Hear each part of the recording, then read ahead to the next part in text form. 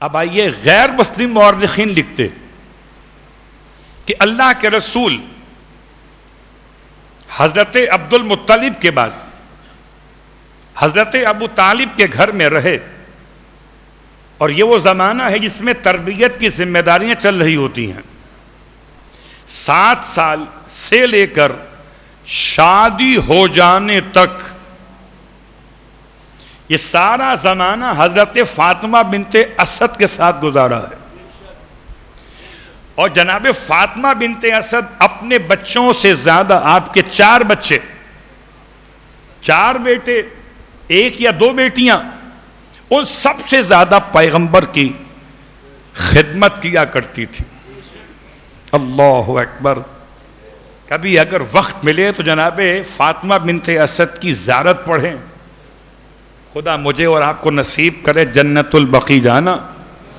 اور جس دن جنت البقیع میں معصومین کے روزے تعمیر ہوں گے، فاطمہ بنت محمد کا مزار نہیں ہے، فاطمہ بنت اسد کا مزار ہے، اس لیے کہ بنت محمد کا مزار تو پردہ خدا میں ہے۔ کہاں دفن کیا تھا؟ لیکن جو قبر متیقن ہے جنت البقیع میں 4 ائمہ کے ساتھ، وہ ایک ہی فاطمہ کی ہے، فاطمہ بنت اسد۔ تو کبھی اگر وقت ملے تو جنت البقیع کی یاد میں پڑھیے جناب فاطمہ بنت اسد کی زیارت کو۔ کیسی شفقت فرمائی تربیت کرتے ہوئے رسول خدا کی ذات پر، ایسی شفقت فرمائی کہ غیر مسلم لکھتے ہیں کہ ہم نے یہ تو دیکھا کہ ابو طالب کے گھر کا دروازہ کھلا اور ابو طالب پہ اپنے بیٹوں میں کوئی بیٹا باہر نکل آیا، ایسے بھی نکل آیا کہ سر کے بال سنورے ہوئے نہیں ہیں، آنکھوں میں کاجل نہیں ہے، آ گیا بچہ باہر۔ کہتے ہم نے کبھی نہ دیکھا مورخین نے کہ فرزند عبداللہ بنت اسد کے گھر سے باہر آئے ہوں اور بال سنورے ہوئے نہ ہوں۔ جن زلفوں کو تم یاد کر رہے ہو، سنوارنے والی کا نام فاطمہ بنت اسد ہے۔ اللہ اکبر۔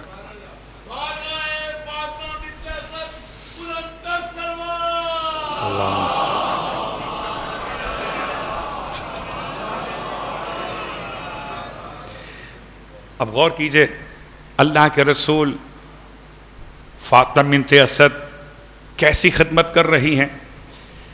کہتے ہیں گھر میں کھجور کا ایک درخت ہے، اور کھجور کے درخت سے کھجور پکنے کے بعد رات میں گرتی ہے۔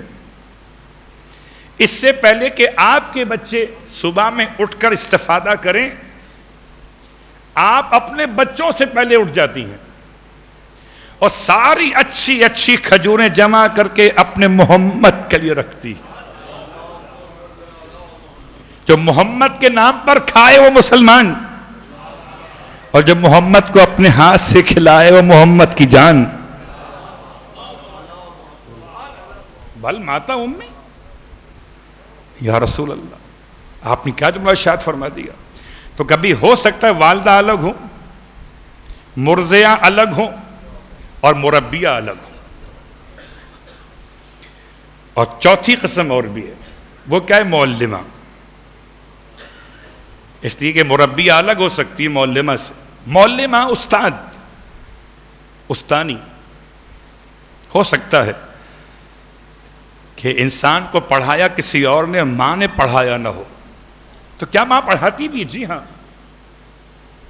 ماں ایسا پڑھاتی ہے جیسے کوئی اور نہیں پڑھا سکتا۔ اور میں تو ہمیشہ کہتا ہوں اپنے جوانوں سے کہ کسی اور کا سبق یاد رہے نہ رہے، ماں کا سبق مت بھول جانا۔ جو ماں تمہیں گود میں لٹا کے پڑھاتی تھی، اللہ ایک، پنجتن 5، امام 12، معصوم 14، اب دنیا ادھر سے ادھر ہو جائے مگر ماں کا دیا ہوا عقیدہ مت چھوڑنا۔ صلوات پڑھے محمد و آل محمد۔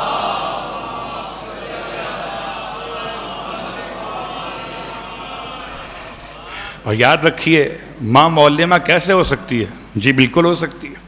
اللہ کے حبیب کا فرمان ہے اطلب العلم من المہد الی اللحد، علم طلب کرو ماں کی گود سے آغوش قبر تک.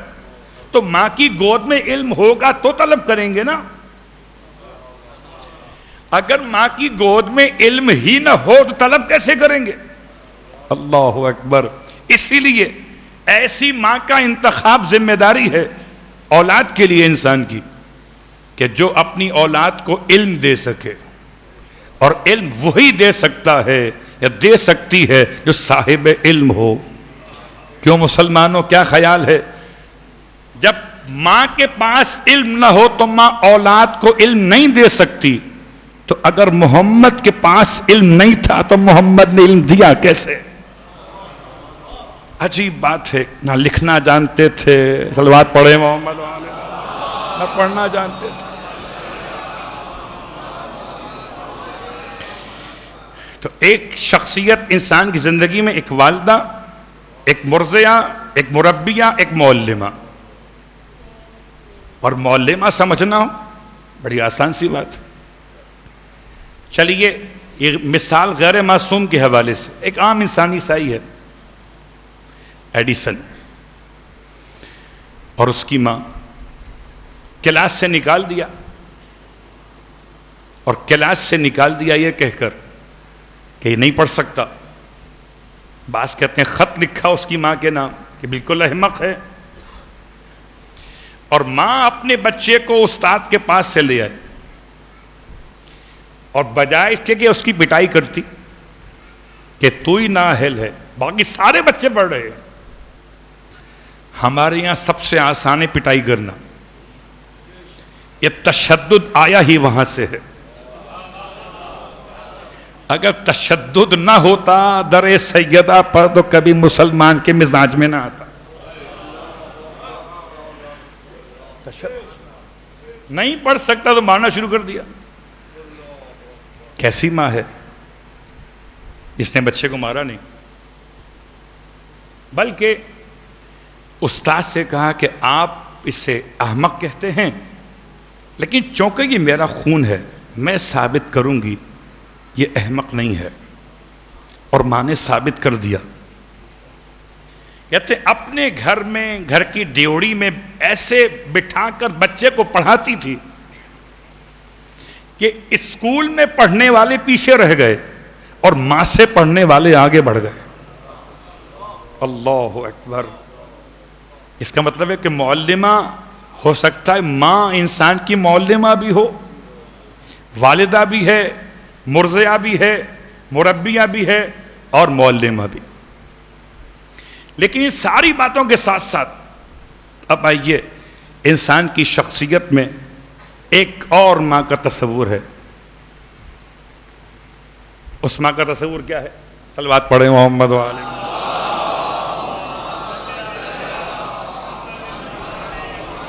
جو پیدا کرے وہ ماں، جو دودھ پلائے وہ ماں، جو تربیت کرے وہ ماں، جو پڑھائے وہ ماں، اور جو انسان کے نسل کی بقا کے لیے اپنی بیٹی کی تربیت کر کے اس کے نکاح میں دے. اللہ اکبر. یہ ایک اور ماں ہے. اس لیے کہ الفاظ میرے نہیں ہیں، الفاظ تو مولا کے ہیں کہ جو ولادت کا باعث بنے وہ باپ، جو جہالت سے نکال کر علم میں لائے وہ باپ، اور جو تمہاری نسل کو بڑھانے کا انتظام کرے وہ تمہارا باپ. تو اللہ کے رسول کے الفاظ، مولا کائنات کے الفاظ تیسری شخصیت کے اعتبار سے یعنی انسان کے لیے ایک ماں وہ بھی ہے. یاد رکھیے کہ جو ہماری اور آپ کی نسل کی بقا اور افزائش کے لیے اپنی بیٹی کی صحیح تربیت کرے. سید سردار حسین نقوی مرحوم اور مرحومہ کی والدہ یعنی سیدہ شمس الزہرا، پتہ نہیں کیا سوچ کر سردار صاحب نے نام رکھا. میں سوچتا رہا بہت دیر تک نام کے حوالے سے کہ شمس کی اضافت زہرا کی طرف بتانا یہ ہے کہ دنیا کا سورج اور ہے، اور جسے زہرا چمکائے وہ سورج اور ہے. شمس الزہرا، ایسی روشنی سیدہ فاطمہ زہرا کی سیرت کی یہاں تک پہنچی. اب یہ نام کا اثر ہے یا والدین کی تربیت کا اثر یا دونوں ملا کے اثر ہے؟ عزاداری سرکار سید الشہداء کی گواہی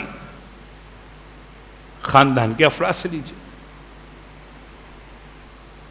ساری حسینی مائیں کمال ہیں.